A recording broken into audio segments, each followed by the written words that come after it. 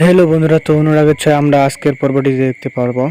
দীপা প্রায় পাগলের মতো হয়ে যায় উর্মির জন্য, কারণ উর্মি তার নিজের মধ্যে আঘাত করে সে অসুস্থ হয়ে পড়ে। তখন তাড়াতাড়ি হাসপাতালে সবাই নিয়ে আসে এবং তাড়াতাড়ি হাসপাতালে নিয়ে আসতে আসতে ডাক্তার তখন বলে কি হয়েছে।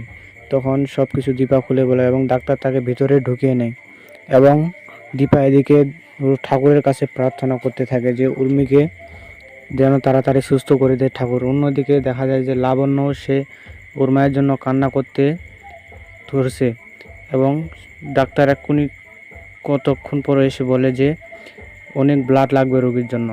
তখন সবাই হতবাক হয়ে যায়, কারণ ব্লাড ম্যাচ করে না করে ঠিক সে সময় দীপা বলে আমার ব্লাড ম্যাচ করবে, কারণ আমরা তো আর নিজের না হলেও সৎ বোন, ঠিক আমার ব্লাডটাই ম্যাচ করবে এর কাছে।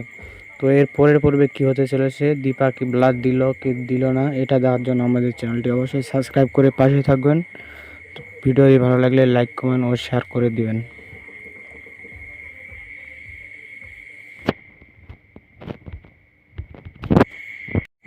হ্যালো বন্ধুরা, তো অনুরাগের ছয় আমরা আজকের পর্বটি দেখতে পারবো।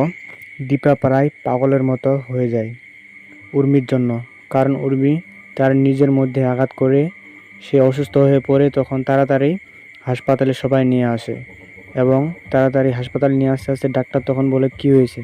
তখন সব কিছু দীপা খুলে বলে এবং ডাক্তার তাকে ভিতরে ঢুকিয়ে নেয় এবং দীপা এদিকে ঠাকুরের কাছে প্রার্থনা করতে থাকে যে উর্মিকে যেন তাড়াতাড়ি সুস্থ করে দেয় ঠাকুর। অন্যদিকে দেখা যায় যে লাবণ্য সে ওর মায়ের জন্য কান্না করতে ধরছে এবং ডাক্তার এক্ষুনি কতক্ষণ পরে এসে বলে যে অনেক ব্লাড লাগবে রোগীর জন্য। তখন সবাই হতবাক হয়ে যায়, কারণ ব্লাড ম্যাচ করে না করে ঠিক সে সময় দীপা বলে আমার ব্লাড